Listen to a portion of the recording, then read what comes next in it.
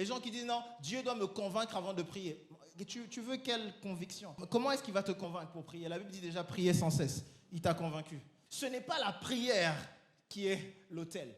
C'est le fait de se lever à chaque fois à 2h du matin. J'aimerais que tu comprennes, mon frère, ma sœur, que la montagne de Dieu, qu'à la montagne de Dieu, tu auras la révélation de ce qu'est l'autel. Et cette montagne va constamment représenter ton temps de prière, le fait d'aller à la prière. Je vais jeûner quand Dieu va me donner la conviction. Quelle conviction Dieu va te donner de jeûner?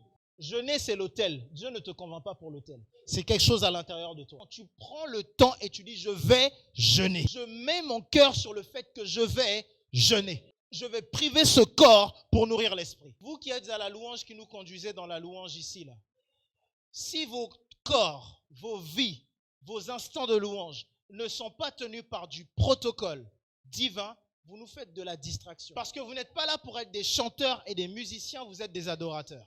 Et je n'ai pas vu Dieu rechercher un adorateur parce qu'il chantait bien. La Bible déclare que Dieu demande des adorateurs en esprit et en vérité. Si quand tu es ici, tu n'es pas en esprit et en vérité, tu nous amènes juste tes problèmes. On n'a pas besoin de tes performances, on n'a pas besoin de tes...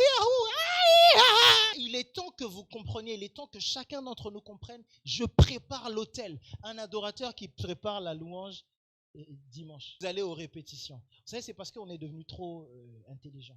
Vous allez aux répétitions. Ta répétition, c'est la louange. Ta répétition, c'est de l'adoration. Quand je viens en adoration, Dieu prend le temps de recueillir nos prières dans de l'or. Ça veut dire que Dieu a établi un protocole pour t'honorer toi et pour m'honorer moi. Eh bien, on peut faire la même chose avec nos vies. Voilà pourquoi je veux dire que l'autel ne consiste pas seulement en l'argent que tu as à donner. C'est une révélation que j'ai de bâtir un autel.